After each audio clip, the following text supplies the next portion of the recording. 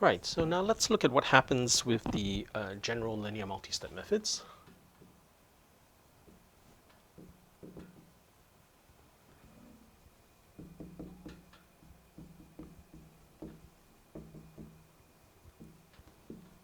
Okay, so it looks like the following. AKXN plus AK minus 1 XN minus 1 all the way up to A0 XN minus K is equal to H times BK Fn all the way up to B0 Fn minus K. So I'm going to apply this to our test problem.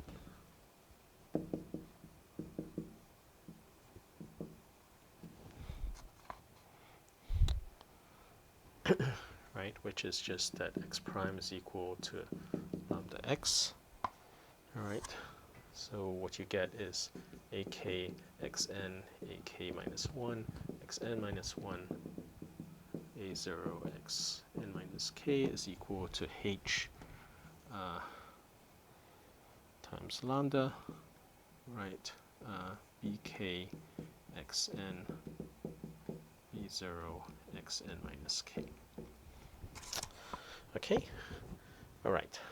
So now I can collect the terms involving xn all the way up to xn minus k.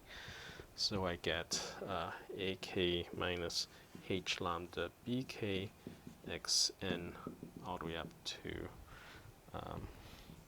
a0 minus h lambda b0 xn minus k equals 0.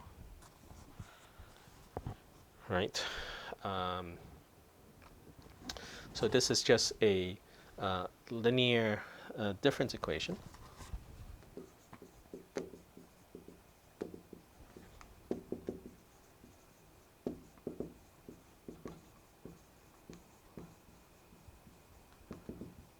Right, and the coefficients depend on h times lambda, but it's otherwise constant. All right, so for fixed h and fixed lambda, it's like this is a constant coefficient linear difference equation. And as we recall, it's like you can find the solution of this by looking at its associated characteristic polynomial. Right, so the solution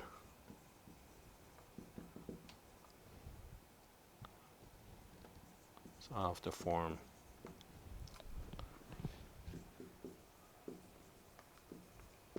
xn is equal to r to the n, where r is the root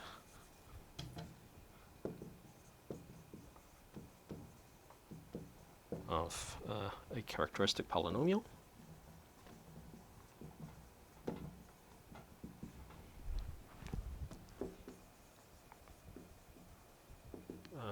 Of course, you know, it's like if there's a repeated root that's like to the characteristic polynomial, then the solutions don't just look like this. Anyway, all right. So, so the characteristic polynomial phi of z is just a to the k minus h lambda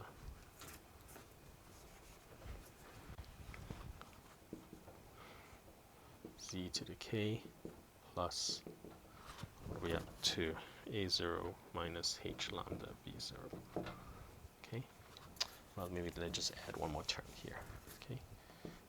ak minus 1 minus what's h lambda, sorry, bk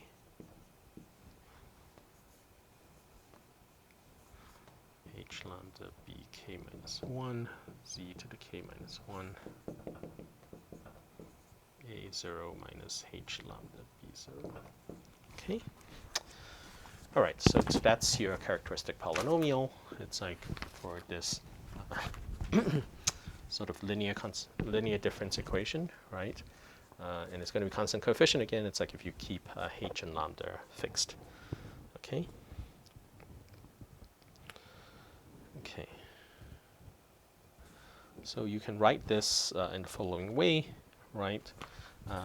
So you can write phi of z as p of z minus h lambda q of z, where p of z is the following polynomial, a to the k, z to the k plus a to the k a k minus 1, z to the k minus 1, all the way up to a0, and then q of z is bk z to the k plus bk minus 1 z to the k minus 1, all the way up to b0.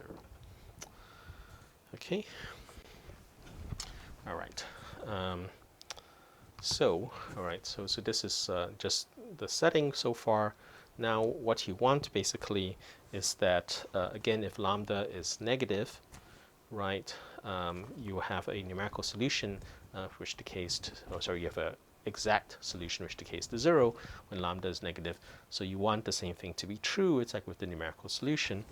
So, so what has to happen basically is that all the roots of this polynomial have to be decaying, okay? Or have to be sort of less than 1 in absolute value, okay? Right.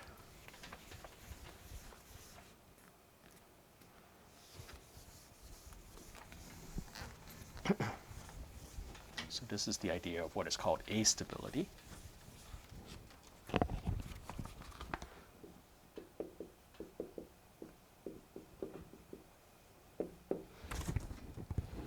Right, so if lambda is less than 0, right, and we want the numerical solution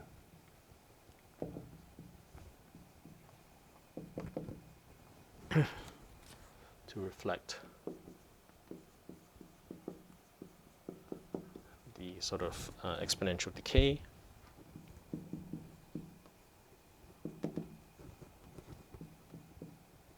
of the real solution, of the exact solution,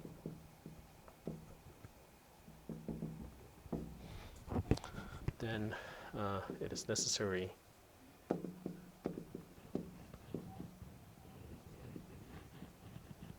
for all the roots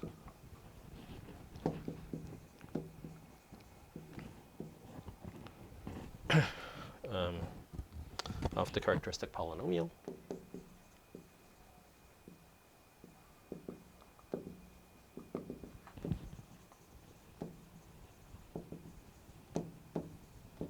phi of z, right, to lie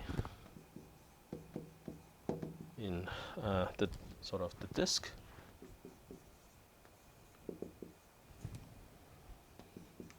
absolute value of z is less than 1. Okay.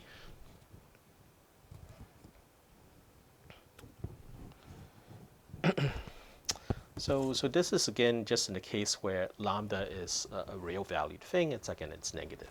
Okay. So the thing to realize obviously is that when you have systems of differential equations, right, then the analog of these lambdas, which would be sort of the eigenvalues of the linearization of the system, which we'll see in a little bit, right, they can come in complex conjugate pairs, for example, even if the coefficients of the differential equation are real, right? So in systems of differential equations,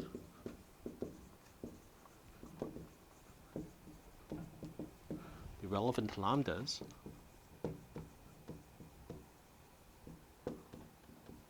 can be complex. Okay,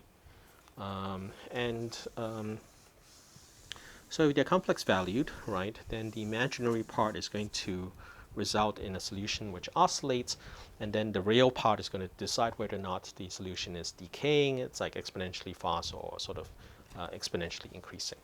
Okay, so so the analog of the condition that lambda is less than 0, it's like in the case where lambda is allowed to be complex valued, is that you want the real part of lambda to be less than 0. So the generalization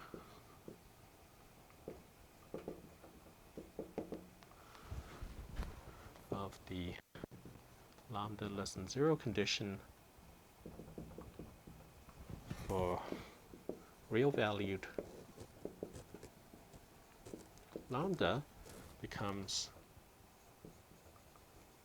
okay, well, the generalization is that the real part of lambda is less than 0. Okay. All right. So, so basically, then, what you want basically is that this notion of astability is the property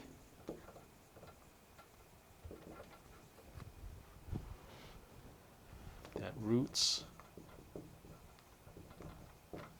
of this characteristic polynomial phi of z lie within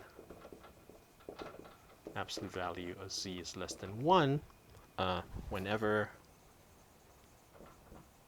h is greater than 0 and the real part of lambda is less than 0.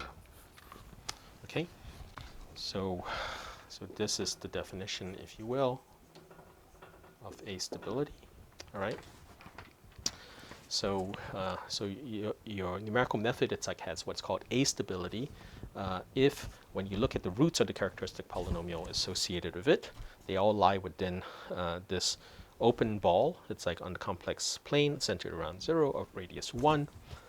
Whenever it's like h is greater than 0 and real part of lambda is less than 0.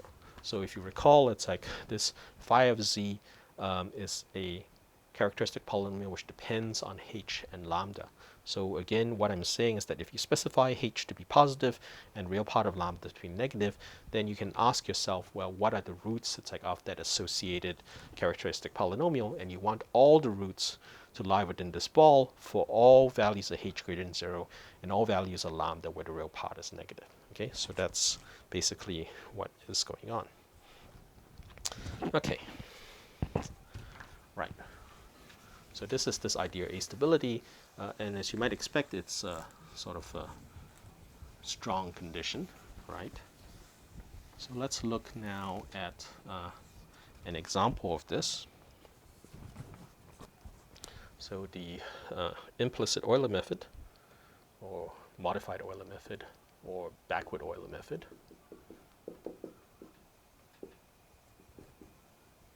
Right, which is that xn plus 1 is equal to xn plus hf tn plus 1 xn plus 1.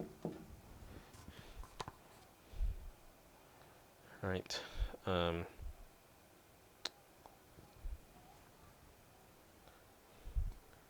Is astable.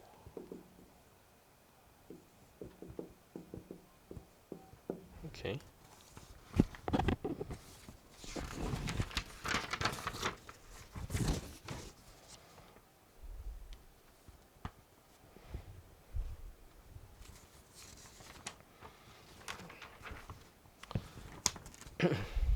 Okay, so let's look at the trapezoidal rule.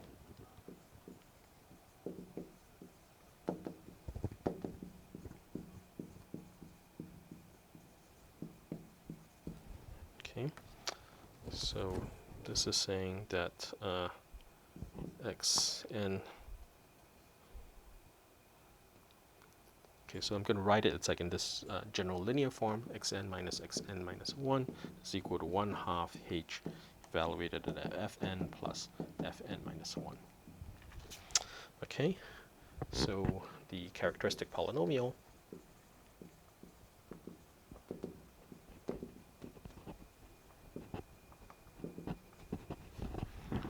phi, right, has the form phi is equal to z minus 1. You look at the coefficients of this, and you look at the coefficients of this, right, minus h lambda 1/2 z plus 1/2.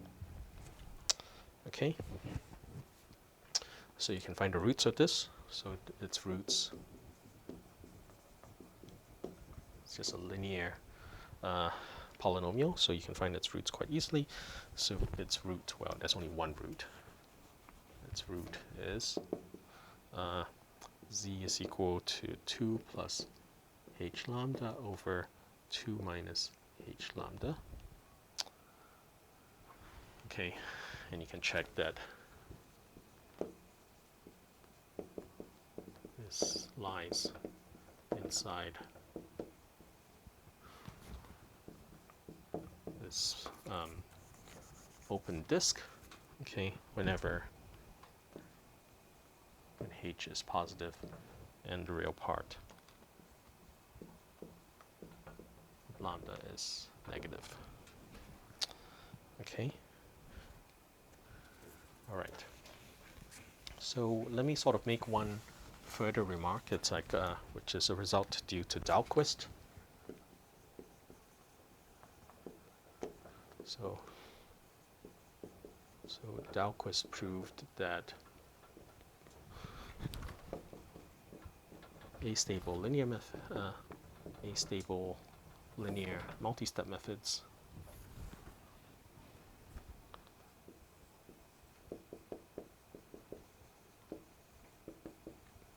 must be implicit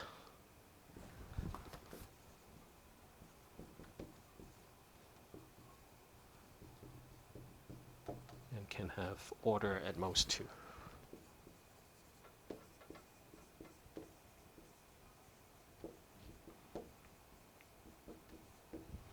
Okay.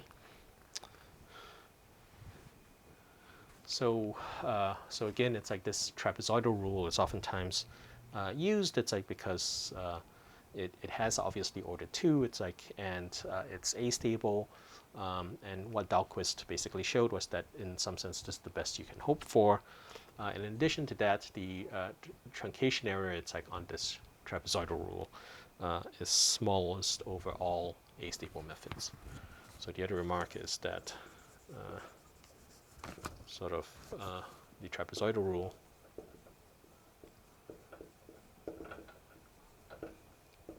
has the smallest truncation error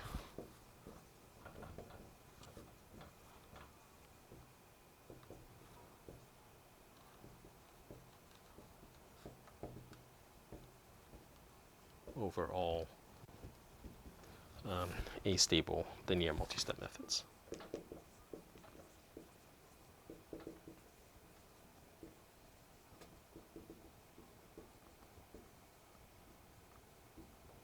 Okay, all right. All right, so this again, it's like gives you some idea. It's like of what the relevant condition. It's like on a numerical method is. It's like for it to be very suitable, if you will. It's like for stiff problems, and this is this idea of astability. Okay, so let me just stop here for now.